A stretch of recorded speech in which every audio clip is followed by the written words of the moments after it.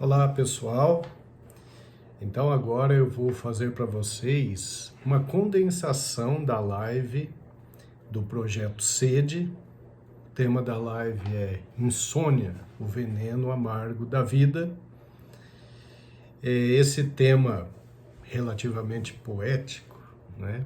Ele é real, porque a insônia passa a ser realmente um veneno, e é sempre um veneno amargo, porque o indivíduo sofre por não estar dormindo e sofre posteriormente com as consequências de não ter dormido direito à noite.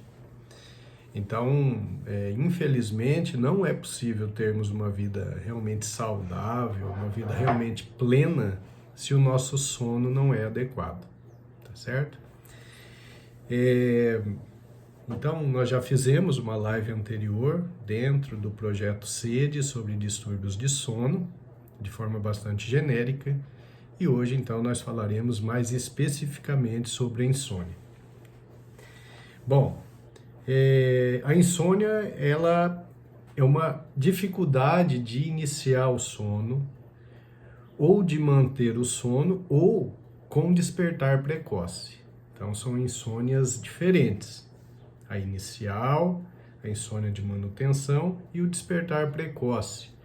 Para o médico, é muito importante saber qual a insônia que está acometendo o paciente, porque a gente vai ter uma ideia melhor de como tratar e também ter uma ideia melhor do que pode estar causando a insônia, tá? Então, o indivíduo que não dorme bem, ele acorda realmente cansado, né? Acorda irritado, uma concentração mais difícil, ele acaba tendo uma perda de memória, uma perda de capacidade de concentração, então a produtividade acaba sendo prejudicada, a criatividade acaba sendo prejudicada, e em decorrência da irritabilidade e às vezes até da perda do autocontrole, né, por causa de uma impulsividade intensa, a pessoa que sofre de insônia acaba tendo problemas de relacionamento, que podem ser familiares, podem ser profissionais, mas enfim, a insônia ela acaba interferindo na vida da pessoa de maneira geral, né? A pessoa muda o seu humor. E a insônia ela é muito prevalente. Alguns estudos mostram que até 15% da população pode sofrer de algum grau de insônia. E a insônia ela pode ser aquela que a gente chama de primária, que não tem uma causa aparente, mas tem também a insônia que é secundária a doenças, tanto orgânicas quanto doenças emocionais, transtornos mentais. Mas então é muito importante a gente individualizar. Então, por exemplo, algumas situações clínicas aumentam a chance de desenvolver insônia, como, por exemplo, dor crônica.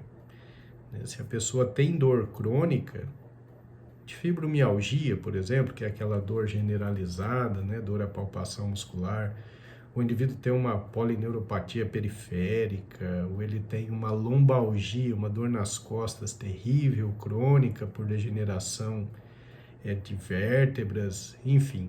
A dor crônica pode fazer com que o indivíduo desenvolva uma insônia significativa, né? Refluxo gastroesofágico é uma causa de insônia também, né? Então, é a volta do conteúdo gástrico para o esôfago, indo em direção à faringe, provocando irritabilidade, tosses noturnas que podem atrapalhar o sono. Paciente com asma ou doença pulmonar obstrutiva crônica, que são doenças respiratórias, né, como bronquite, enfisema, podem interferir no sono e serem causas, então, de insônia. Distúrbios de tireoide, como, por exemplo, o hipertiroidismo, pode produzir insônia. E os distúrbios de humor, como o transtorno de ansiedade generalizada, que geralmente produz uma insônia significativa, né? A pessoa sempre muito preocupada, muito remoedora de problemas, mas também fazendo projeções negativas para a resolução de problemas futuros, e aquilo tira o sono. Então, a ansiedade é uma causa importante de insônia. E a depressão também pode produzir insônia. Tá? Bom, os tipos de insônia, conforme eu falei, ajudam a gente a procurar uma causa.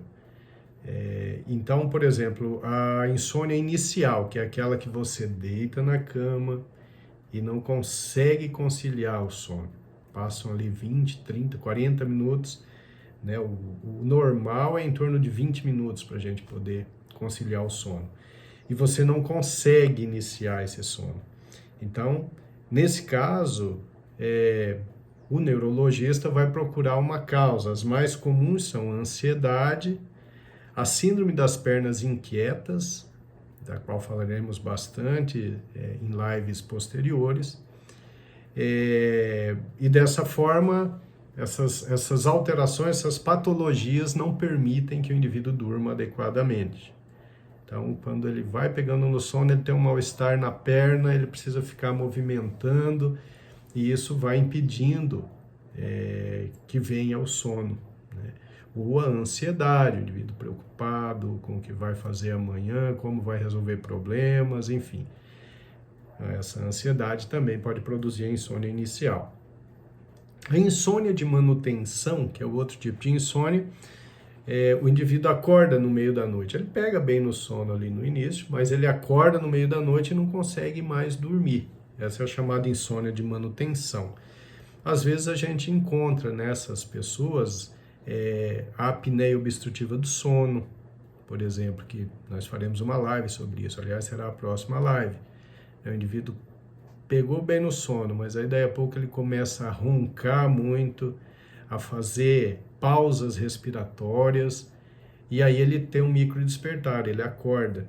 Às vezes ele volta a dormir, às vezes não. Às vezes ele persiste ali na insônia. Então, insônia de manutenção pode ser por isso, pode ser por apneia obstrutiva do sono, pode ser por bruxismo, que é aquele ranger de dentes.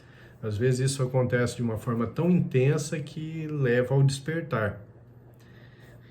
E tem também a insônia terminal, que é o despertar precoce. Então, a pessoa pega no sono, vai dormindo bem, aí acorda muito de madrugada, 2 da manhã, 1 da manhã, 3 da manhã, e não consegue mais dormir. As causas mais comuns para esse tipo de insônia, que é o despertar precoce, são a depressão e o estresse crônico, tá? Então, esse tipo de diferenciação de insônia é importante para que a gente busque uma causa para ela. Bom, a gente tem que levar em consideração, então, que a insônia é um problema de saúde pública, né? Porque ela está associada a várias doenças, inclusive doenças cardiocirculatórias, e recentemente também vem aumentando muito o número de estudos mostrando a relação da insônia com doenças neurodegenerativas, como doença de Parkinson, demência por corpúsculos de Lewy, doença de Alzheimer. São doenças neurodegenerativas muito agressivas, e com o conhecimento agora do sistema linfático, que é um sistema que o organismo utiliza para eliminar as toxinas cerebrais durante o sono. Então, quando você dorme, você está eliminando toxinas cerebrais através do sistema linfático. Se você tem insônia, essas toxinas ficam acumuladas. Então, a longo prazo, essas toxinas podem produzir uma neurodegeneração com consequente doença neurodegenerativa agressiva, como doença de Alzheimer, por exemplo, né?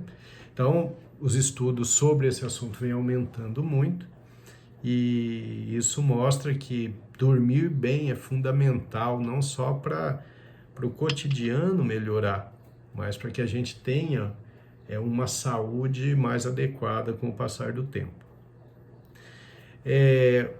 O DSM-5 e o CID-10, né, que são as classificações de doença, chamam de insônia crônica aquela que o indivíduo tem pelo menos 3 noites por semana mal dormidas por pelo menos 3 meses. Então, isso já é insônia crônica e já é necessário abordar, tá certo? Bom, existem algumas causas de insônia também que não necessariamente são patológicas, né? Como, por exemplo, a idade. Nós precisamos entender que com a idade o tempo de sono realmente diminui. Para os idosos isso às vezes vira um problema, porque o idoso ele passa a ter uma quantidade menor de sono. É um tempo de sono total diminuído, mas com uma diminuição principalmente daquelas fases de sono mais aprofundadas, que é o sono de ondas lentas, fases 3 e 4 de sono, conforme nós discutimos na live anterior. Então, o idoso ele tende a ter menos sono e, infelizmente, um sono menos reparador. Sempre prestar atenção em relação às mulheres, prestar atenção no momento do climatério, naquela situação pré-menopausa e quando entra na menopausa. Uma das principais reclamações das mulheres é realmente uma alteração significativa de sono, uma insônia. É o tipo de insônia que às vezes melhora com o tratamento dessa insuficiência hormonal. Enfim, então existem essas causas de insônia e a gente precisa estar atento a todas elas. E a causa comum de insônia e sobre a qual a gente pode atuar sem a necessidade de remédios é a insônia decorrente da má higiene de sono. São aqueles errinhos cotidianos que nós cometemos e que acabam por determinar uma noite mal dormida. Então, eu vou citar aqui, cochilos frequentes durante o dia ou sono superior a 1 hora após almoço. Por que eu coloco dessa forma? Quando nós temos sono bom à noite, o cochilo depois do almoço ele é realmente saudável. Alguns estudos mostram uma correlação de melhor saúde com esse cochilo depois do almoço, mas ele não pode ser prolongado, ele pode ser ali de no máximo 1 hora. E aí então o indivíduo acorda e ele vai estar disposto para fazer suas atividades da tarde. Se esse sono for muito prolongado, ele vai atrapalhar o sono da noite. Agora, se você tem insônia, evite esse cochilo depois do almoço, porque é muito mais importante a gente dormir bem à noite, conforme foi falado na live anterior.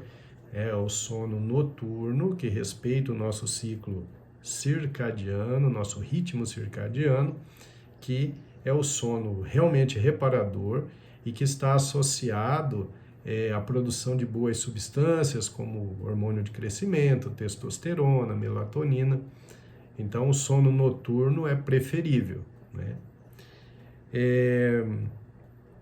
Bom, um outro erro que pode acontecer é o exercício físico intenso durante a noite. Então, o exercício físico ele é fundamental para dormir bem, mas ele não pode ser feito muito próximo da hora de dormir, principalmente se ele for intenso. Então, o ideal é que a gente tenha pelo menos ali 3 horas de intervalo entre o término da atividade física e o sono. Porque quando a gente faz um exercício físico muito intenso, acabamos liberando substâncias que são estimulantes, como cortisol, adrenalina, e isso pode atrapalhar o sono, tá?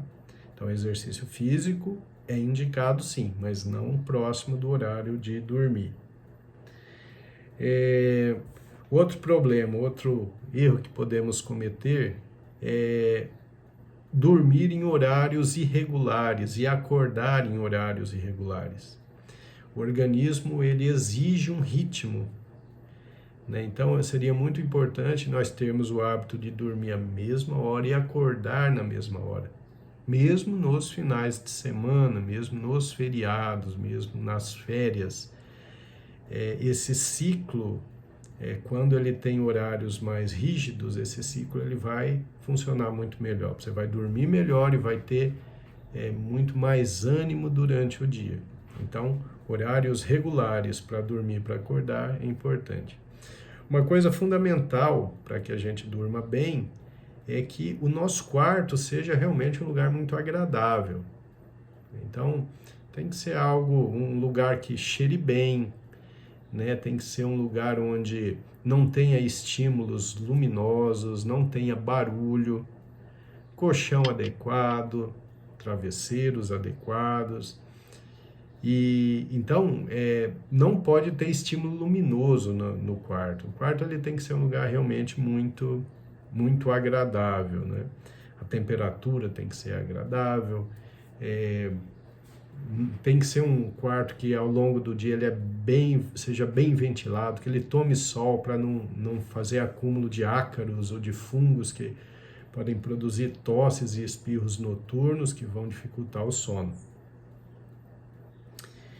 Bom, a gente deve evitar atividades mentais que exijam grande concentração antes de dormir.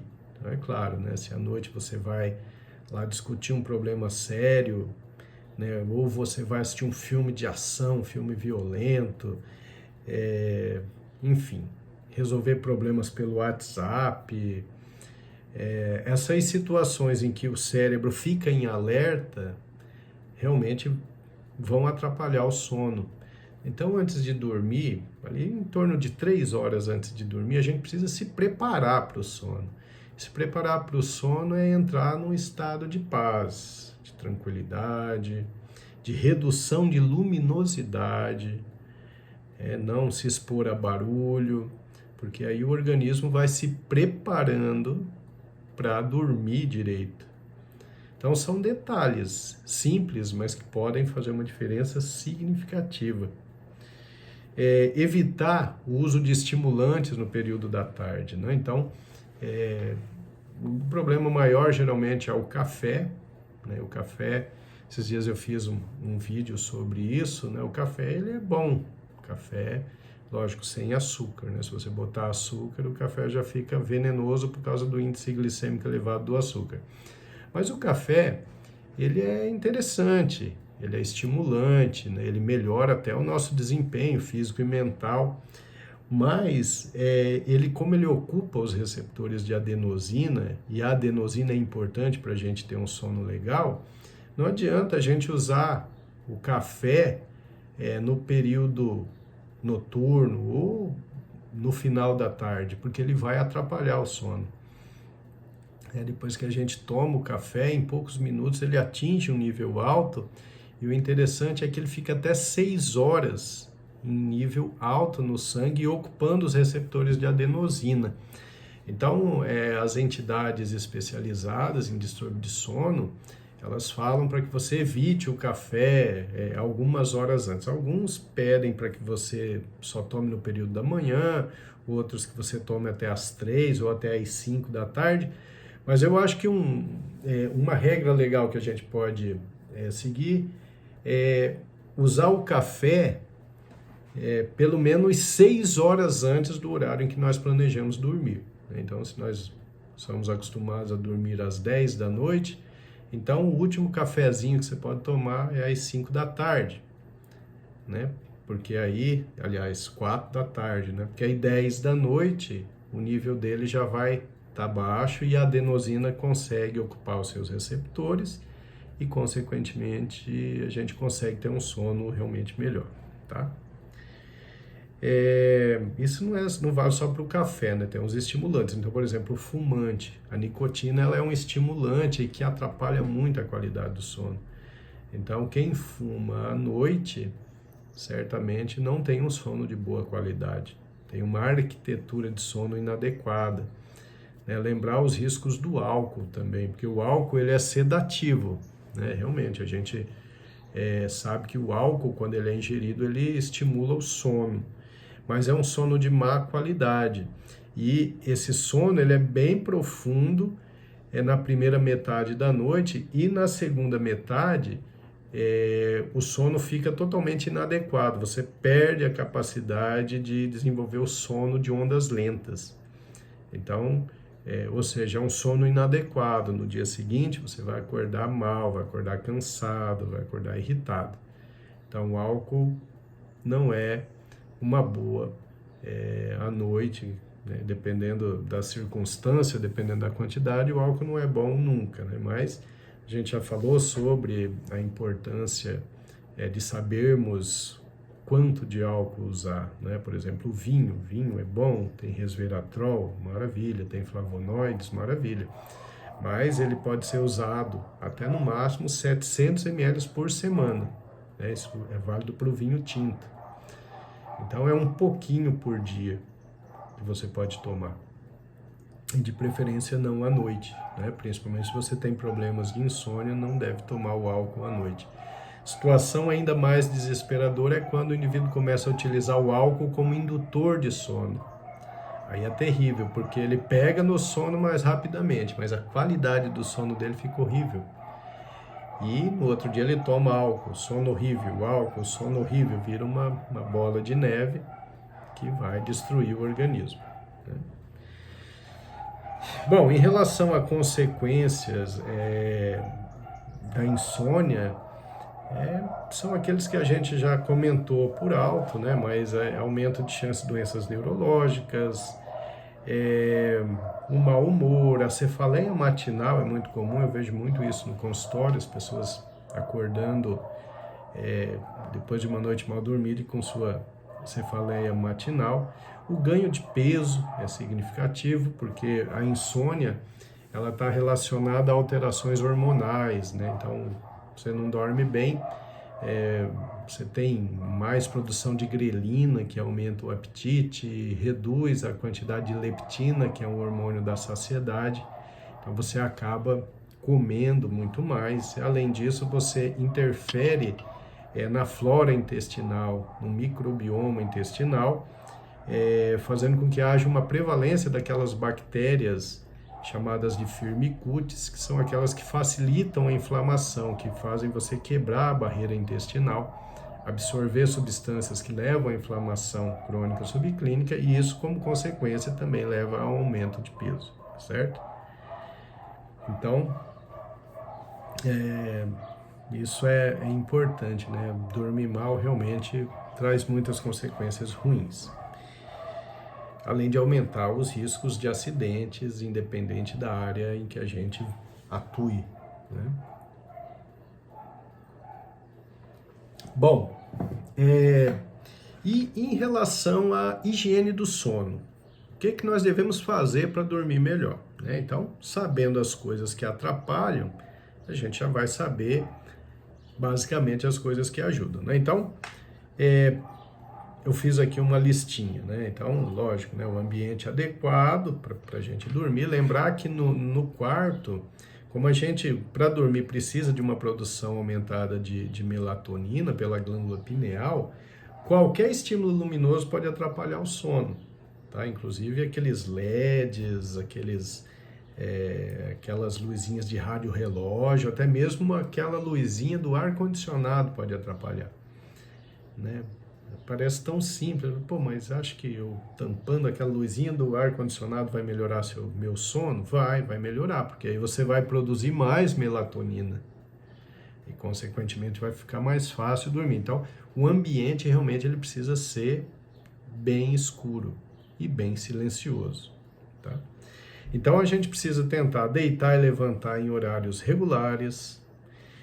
Se você tiver insônia, evitar os cochilos diurnos, conforme eu falei, praticar atividade física regularmente, mas evitar os exercícios intensos próximo da hora de dormir. O jantar tem que ser leve, né? Porque quando a gente come algo muito pesado, algo de digestão difícil, o sono fica com a arquitetura alterada. E a última refeição, de preferência, ser feita 3 horas antes de dormir, tá? O banho em temperatura agradável, um banho morninho, ele promove o relaxamento e facilita o sono, tá? Então, esse banho agradável antes de dormir, ele pode fazer parte do seu ritual de relaxamento. Evitar os estimulantes até 6 horas antes de dormir, conforme eu falei. Álcool à noite estraga a arquitetura do sono, conforme eu falei. Evitar alta luminosidade pouco antes de dormir. Então, isso é o celular, o tablet, a televisão. Se você tem insônia, você não deveria ter nem televisão no quarto, porque aquele estímulo luminoso da televisão vai atrapalhar seu sono, vai reduzir a produção da melatonina no seu cérebro. Ficar mexendo no celular vai diminuir a produção de melatonina pela pineal e vai atrapalhar o seu sono. Então, você precisa de escuro algumas horas antes de dormir. Por isso que eu digo que cerca de 3 horas antes de dormir a gente já precisa ir diminuindo os estímulos para que o sono chegue de forma adequada. Evitar atividade estimulante antes de dormir, conforme eu falei, né? As discussões, resolução de problemas, games violentos, filmes de ação. Então, tudo isso pode atrapalhar o nosso relaxamento e, consequentemente, atrapalhar o nosso sono. Lembrar que se você deita na cama, fica rolando, não fique rolando ali. Passaram 20 minutos, 30 minutos, você não pegou no sono e você vê que ele não está vindo, levante-se. Não fique rolando na cama, se mexendo na cama, porque você acaba perpetuando a insônia, você acaba associando a cama a algo ruim. Então, quando a gente não tem sono, o que a gente faz? Se levanta e vai fazer algo relaxante. Uma leitura, exercício de respiração, ficar em silêncio, ficar tranquilo, até o sono aparecer. Quando o sono aparece, então aí a gente vai para a cama, tá certo? Bom, antes de dormir, praticar algum tipo de relaxamento, né? Como ouvir música relaxante, meditar, né? Respiração consciente. Essas coisas são importantes.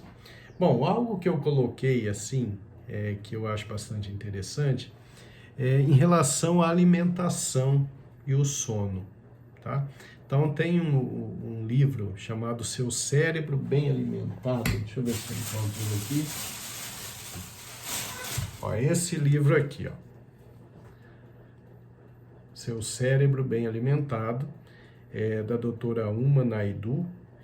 E ela é diretora do Departamento de Psiquiatria Nutricional do Hospital Geral de Massachusetts, que é um dos principais hospitais americanos.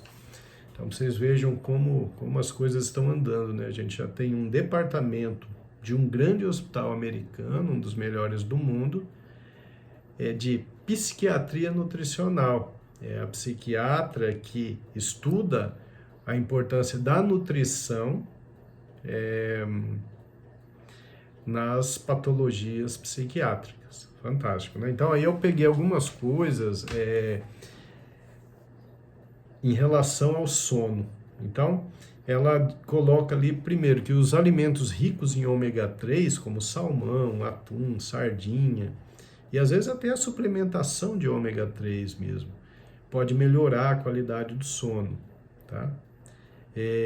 Ela fala dos alimentos onde se encontra a melatonina e que também pode melhorar a qualidade do sono. Então ela lista lá peixe, aveia, uvas, castanhas, nozes, linhaça, aspargos, tomate, brócolis e pepino. E a suplementação com melatonina?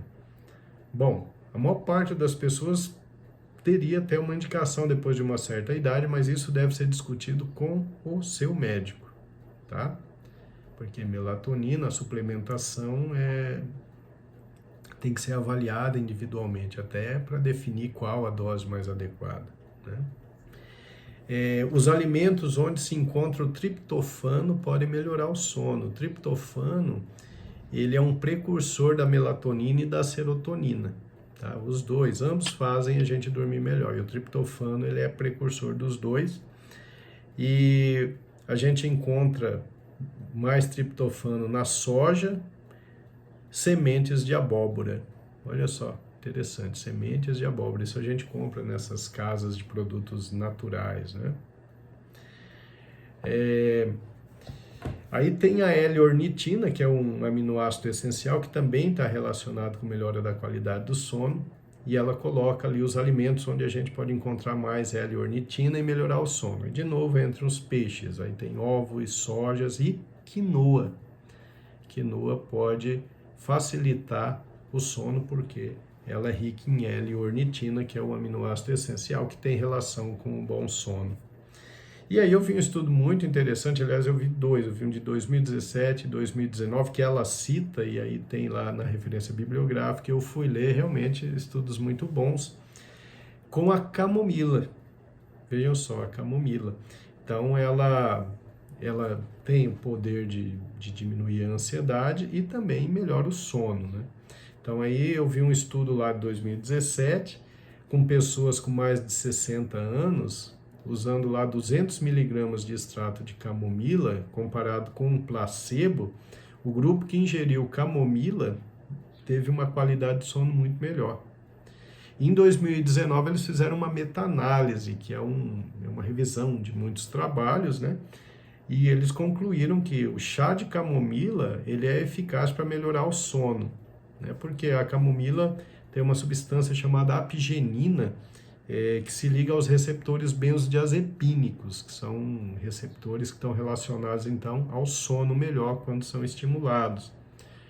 E aí, nesse estudo, eles recomendam que você use 1 a 3 xícaras de 240 ml por dia de chá de camomila.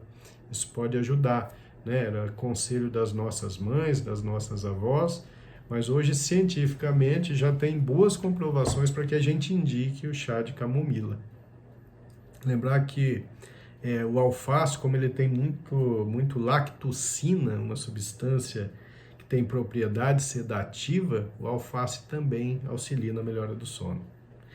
Então é isso. Aí, lógico, se a insônia persiste, mesmo você usando essas medidas de higiene do sono, você precisa procurar o médico. E aí, o remédio para dormir, quando é necessário, e eu diria para vocês que poucas vezes ele é necessário, mas quando é necessário, ele é muito específico, ele tem que ser muito individualizado, né? Porque aí nós precisamos ver o que está por trás dessa insônia. Às vezes o ideal vai ser utilizar um antidepressivo que melhore o sono, ou às vezes a gente vai precisar de um benzodiazepínico por períodos curtos, né? Ou às vezes a gente vai precisar de outros remédios, né? Na verdade fica difícil para vocês. Vocês não são médicos assim, mas como neurologista a gente tem múltiplas opções. Então, os antidepressivos, por exemplo, que melhoram o sono. Aí agora a gente tem o Zolpidem, que é uma outra classe de medicamento que melhora o sono. Se eventualmente vai usar benzodiazepínico, a gente tem vários com tempo de duração variável, e também os benzodiazepínicos a gente tenta sempre usar por períodos curtos e já ir retirando. Então, existem múltiplas opções e só o médico vai saber utilizar. Mas antes de você chegar ao médico, tente essas medidas de higiene de sono que eu citei aqui, porque tem uma chance significativa do seu sono melhorar, tá certo? Então, essa é a condensação da live Insônia, o veneno amargo da vida, do projeto Sede. Então, peço a vocês que se inscrevam no nosso canal no YouTube, Dr. Milton C.R. Medeiros, acompanhem os nossos vídeos, acompanhem as nossas lives. Abraço a todos, até mais.